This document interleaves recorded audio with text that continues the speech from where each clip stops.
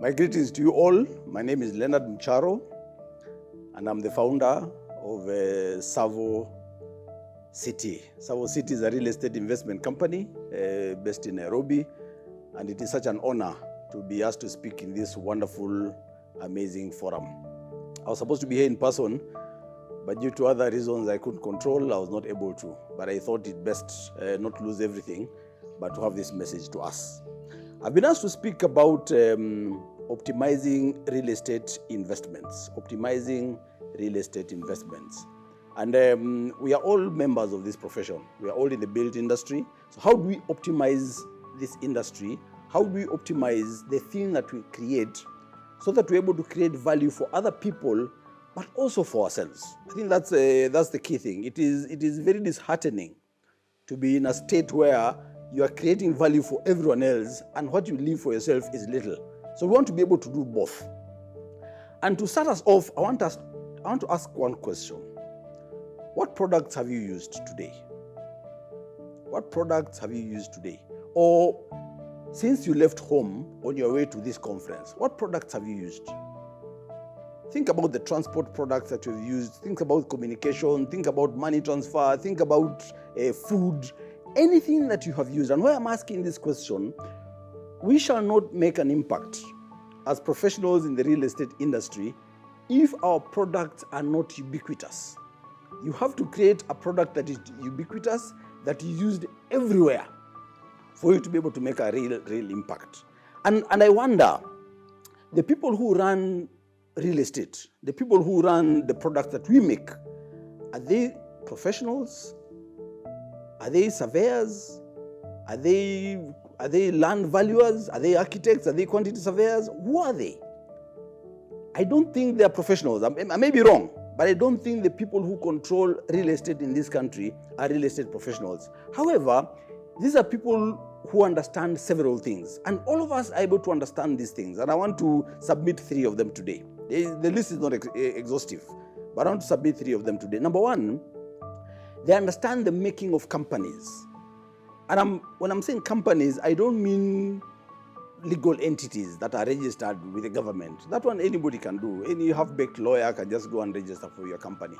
I'm talking about things, organizations that become movements that are obsessed about certain values and certain belief systems that embed these things in the hearts and minds of people, so that these people are able every day to commit their thoughts, to commit their feelings, to commit their funds into these companies for a difference. Think about those products that you're using. Who is making them? When you have a watch and you're proud of it, you associate that watch with a certain brand. When you have a drink, you associate that drink with a certain brand. When you make a phone call or whatever it is that you do every single day, you associate those things with a certain brand. Now, that emotional thing that you get by using a certain product, somebody else went through 100, 1,000, 10,000 small logical decisions every single day for you to be able to come up with that emotional thing. So my question is, what is it we need to do as professionals to be able to create that emotional feeling in the minds and hearts of our consumers that create value for them and for us? That for me is what a company is all about. Number 2, the people who run things understand the problem they're trying to solve. They don't do things because they are just trained in those things. They don't do things just for themselves. They do things to solve problems, and not their own problems, but problems of other people. So if you're running a company and you're creating a company, this company must solve certain big problems of the people out there, right? And there's a simple tool we use, and I'll explain it a little later. It's called the Hedgehog concept. I think it was made popular by a guy called Jim Collins, who wrote a wonderful book called Good to Great, and I would recommend this book. Jim Collins talks about companies that make a big difference must have 3 things. Number 1, you must understand your passion. What is this thing that you're passionate about? What is this thing that ignites you? What is this thing that just makes your blood boil and you can't control yourself but do it? So as a company, you must be able to create that thing. Yes, you're in real estate. Yes, you're all that. Very good. But you must create this movement that is very passionate about something, and you will not rest until that passion is fulfilled. Because if you're running a company that is doing big things, if you're running a Google-like thing or a Safaricom-like thing, or anything that is making big waves, the company must really be passionate about something. And you must ask yourself, what are we passionate about? And passion is the thing that you can do for free. The thing that you do, even if it costs you, you will still do it. Number 2, you must know and understand what you could be the best at in the world. What is this thing that you can do better than anyone else? This thing that your organization and the people in it are so genetically encoded for that thing. Now, this is a very, very tricky question, because by understanding what you could be the best in the world at, not in Mombasa, not in Nairobi, not in Kenya, in the world. What is this thing could be the best in the world at? Understanding that question must necessarily mean you must understand what you cannot be the best in the world at. And many times the sad bit is your profession might not be the thing that you could be the best in the world at. It was very disheartening for me the day I realized that, yes, I'm an architect, and I'm a consummate and passionate architect. I am. But I couldn't be the best architect in the world. I could not be the best architect in the world. So what do I do? Do I give up? No, I had to look for the thing that I could be best in the world at and create a company around that singular thing. And that's what we are today. And I think I'll talk about it a little later in this discussion. Number 3, what is your economic engine? How do you make money, and how do you not make money? Many of us here being professionals, we make money from fees. But is fees enough to get you listed in a stock exchange? Is fees enough to allow investors from this country, from this continent, from this world to come and want to buy your company? Is fees enough for you to be able to build your family and your children and your workforce around it so that you're able to pass it on to the next generation? Understanding your economic engine means you must understand how you make money, real money, and you understand how you will lose money. That, ladies and gentlemen, is a lot of work. It is extremely, extremely hard work that might not bear fruit in the end. What you want to do, you want to make your industry different. You want to disrupt the status quo.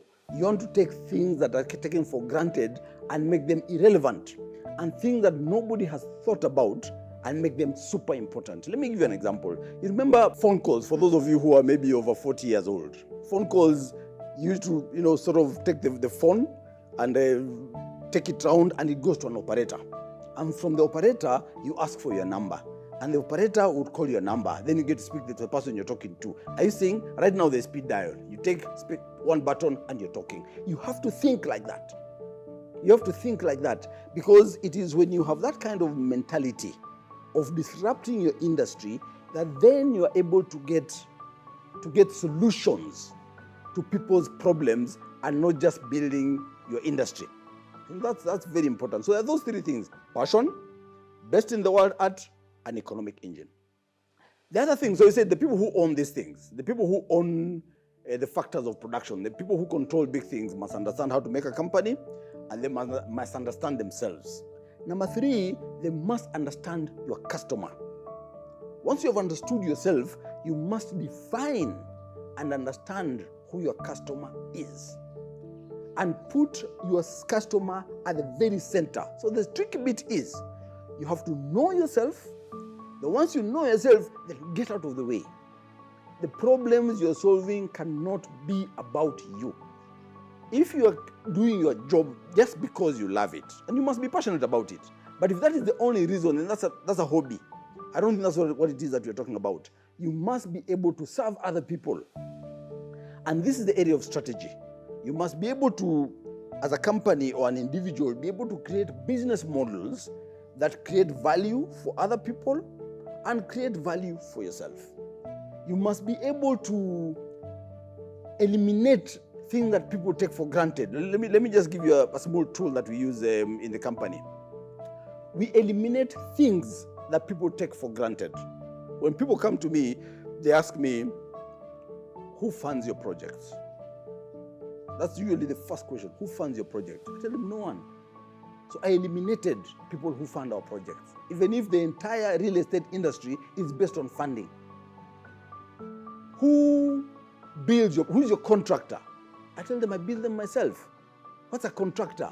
A person who can mobilize materials and labor. What is funding? Funding is a source of money. I don't have to get money from a bank. I don't have to get money from an equity partner. I can get money from my customers. I'm a professional. I can mobilize this funding. How do you get your products? Some of them I buy, some of them I make. So by just understanding strategy, and you have to really be deeply ingrained in this thing. So you have to eliminate things that don't matter, even if the industry takes them for granted. You have to reduce some things that people think you can, by increasing them, you make more money. But then you can realize that by reducing them, I actually make more money. Think of social media. Think of Facebook. Every communication used to cost us. But now communication has been made nearly free. By eliminating and reducing even price, these companies are able to make more money. What are you going to raise? What are these things that the industry is doing that you can do better than anyone else? You have to ask yourself that question. And what are you able to create? What are you able to create things that nobody is doing, and you're able to come and do them? And hopefully when I'm talking about Tsavo as a case study, I shall discuss these things in a little more detail, right? So all these things look like I'm talking abstract things, but they make a lot of sense. If you think about it, what we need to do as professionals is a complete overhaul of our mindset. And I'll give an example. The easiest real estate business to run in this country is buying land, subdividing it, and selling 50 by 100s. You don't need to create anything. You just need to get land that exists, subdivide it using the laws that exist, and sell it to people that exist. Very simple. You're not creating any new product. Now the question is, how many real estate professionals are actually running the show in this business? It's big business in this country. How many of those big companies are run by real estate professionals? We are here surveyors. We subdivide those lands for those guys. We are here valuers, and we value that land for those guys. Yeah? So that's my challenge. The biggest asset class in the world, is residential real estate. How much residential real estate in this world is run by architects and valuers and quantity surveyors? It is people who are not professionals in these things that are running the show in our own industry. And why? Because they understand the problems of the customer, they understand themselves, and they are willing to build companies, serious companies. And that's what I want to challenge us to be able to do. And sometimes the solution might shock you. Let's share a few things. The biggest TV station in the world is not CNN or BBC, it is YouTube. And those guys don't have they don't have cameramen, they don't have news anchors, they don't have film studios, they don't have any of those things. But all of us watch YouTube every single day. Remember my first question about what products you've used? The biggest transport in the world has no car, it has no vehicle. Uber. The biggest real estate company in the world has no real estate. Airbnb, they use your buildings and my buildings and very many other people's buildings to run their very, very big business. The biggest bank in East and Central Africa has no bank branch. We have probably all used it today. It is called M-Pesa. So, for us to be able to optimize real estate, we must think outside the box. If you have the mentality of a taxi driver, you cannot create Uber, with all due respect to the very good taxi drivers. If you have the mentality of a bank teller, you cannot create M-Pesa. So you, Mr. Valuer, you, Miss Planner, you who is doing all these great things and are very learned in that area, how do you take your industry, understand it beyond the processes that are laid down by law and the processes that are laid down in your Act of Parliament that govern you, and understand the things that affect people every single day? I keep telling my architects, architecture is a great tool, but it's a terrible destination. We can use our professionalism as a tool to solve real world problems, but not as a destination in and of itself. I hope that makes sense. So I want to challenge all of us to get into this thing and change the world using our professions as a tool. But sometimes you might wonder, but how do I do that? How do you compare me with Safaricom or M-Pesa? How do you compare me with Google or Facebook? Steve Jobs once said, anything that you see that is created has been created by somebody not smarter than you. We all as professionals work for clients. I'm glad I stopped working for clients. We all as professionals work for clients. Maybe I want to ask you another question. What does your client own? What does your client have that they're able to come and afford your services? What do they really have? What do they really own? Yes, they have a lot of money, they have property, they have all those things. But what makes them have those things? And I tend to believe it is one of three things. Maybe the list is longer, but three things. Luck, whether they were born into it, or they found an opportunity and took it, or whatever it is, I don't know. Now, luck, you might have yours, or you might create yours. They have guts, the courage to say, I am going to do this. I am going to buy land, I'm going to subdivide it, I'm going to sell it. That is simple guts. Most of the people who do that don't have the professional knowledge to do those things. I'm going to get land, I'm going to put up apartments, I'm going to sell them. Most of the people don't have the money to do that, but they come to us to guide them in doing that. So they have guts. Number three, which is most important, they have understanding. Understanding of the things I shared about company making, about knowing themselves, about knowing their customer. So once you have, even if you think you don't have luck, you can create the things, you can create understanding, and you can gather courage and get started. But how do you get started? I want to pick three quick examples. Three principles I pick from the Bible. I'm an avid reader of the Bible, both for its spiritual nourishment, but also for the principles that I learn. In Genesis, God says, let us make man. Let's make humanity in our image and likeness so that they may rule over the fish of the sea, blah, blah, blah, blah, blah. Being in the image of God means we are de facto creators. And he creates from nothing into something, from chaos to order. What is this chaos that you can discover in the market and be able to create something of real value? Number two, within that verse, let us create man in our image and likeness so they may rule. I think our purpose in this life is to create and dominate phenomena.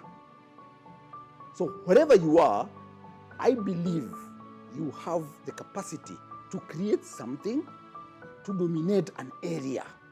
I take that for myself. That's how I create my own luck. Yeah. Number two, principle from the Bible. Several places, Old Testament, New Testament, people kept being asking, what do you have? God kept asking that question.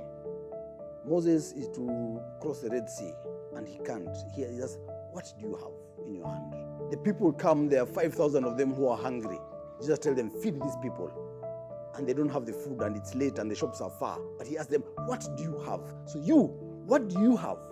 Surely you must have a tool, some education, some insight, some character trait, something about you, some connection, something that you can use to create greatness. Number three is the book of Ezekiel. It talks about the valley of dry bones. Very interesting story where Israel had been robbed of everything and they were nothingness. They were like this valley of dry bones.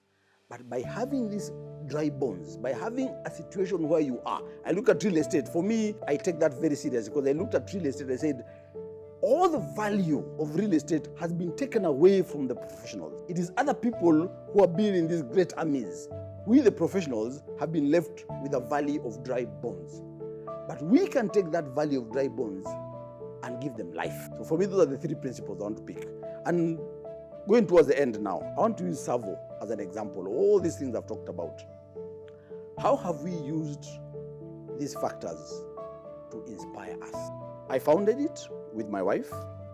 I've been very fortunate to have a life partner who is both beautiful and super intelligent. There's a song that says, no romance without finance. But I tell you, finance without romance is not also just as good. You sort of need both. So I'm very fortunate to have a wife who is my business partner. And together, we have created this force. So my wife is CPA, she's CFA, she's an economist. So she understands money inside out. I'm an architect, and I dabble in a little philosophy and tinkering and thought experiments. And bringing her pure logic and my creativity, her money side and my real estate, we have been able to create this company called Tsavo. And Tsavo as a company, I said companies are movements that are obsessed about certain things and guided by certain values. We have created a company that is obsessed about our purpose. Remember when I said as an architect, I knew I couldn't be the best in the world at. What is this thing I could be the best in the world at? I could be the best in the world at enabling investors achieve financial independence through low risk, high return real estate investments. Now let's pause. That is everything to us. That is everything to Tsavo. We exist to enable investors achieve financial independence. So far, there is no real estate. It is about all of us in the ecosystem. And talking about the value of dry bones, we were 2 of us at the very beginning. Now we are 8,500 of us. We are building an army, we are building a movement. 8,500 people. This is who we are. And who are these 8,500? And for us, we have just started. It's not the end. We've just started. 8,500, they are the partners within the office. So this is my wife and I. We have these young people who we employ, about 160 of them, who come and they're architects and they're valuers and they're real estate agents and they're builders and they're all manner of people, 160 of them. I think the land economists have really been able to become very versatile. So I think right now the course is called now real estate in universities. And I have land economists in my sales team. I have land economists in my production team. I have land economists everywhere. And I think maybe this is how you create value for yourselves. So we have 160 people. We have about 1,000 of them on our sites. So these are people who build our buildings, people who take care of our buildings once they're done, people who clean our buildings. This is an amazing lot. And their stories are amazing. Not only do they do these things that they are employed to do, but they have taken this mentality of investment and gone to their homes and using their small wages, some of them have built investments for themselves. Because everything is about enabling investors achieve financial independence. We have about 3,000 tenants. So without even meaning to do it, Tsavo is now one of the biggest property managers in this country. We have over 3,000 units that we are managing. And within a year or so, we'll have about 8,500 units that we are managing, right? So we have all these. So what value are we adding to these Gen Zs? Because these are the ones the Gen Zs are the ones that we are housing right now. We have 4,000 investors, people who pay their money every month for a return. So when you're building a company, you must give sufficient value for people to be able to commit to your company, for people to be able to commit their funds to your company, for people to be able to commit their thoughts and their feelings to your company. You really must create value for them to be able to do it. So it's not just about real estate.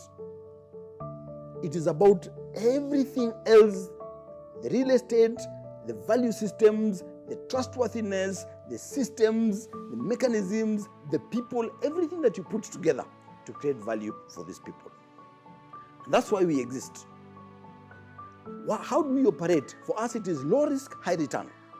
Everything we do must be low risk, high return. Low risk for ourselves, high return for ourselves. Low risk for investors, high return for investors. Low risk for the environment, high return for the environment. Low risk for the neighbors, high return for the neighbors, because everywhere we go, our land prices shoot. So what is this value that you're creating? And how do you mitigate against the risk for yourself? What products do we make? We create affordable, amazing apartments. You've seen them. And I think we have shown our amazing apartments, whether they're in Rongai, whether they're in Tindigwa, whether they're in Embakasi, whether they're in Riruta, the ones we are building here, USIU, we are building a huge one in Roysambu, we have things coming up in Ngara, we have Kileleshwa, we have, Wanye Road, we have all manner of places where we're building these apartments. But these apartments have to be affordable.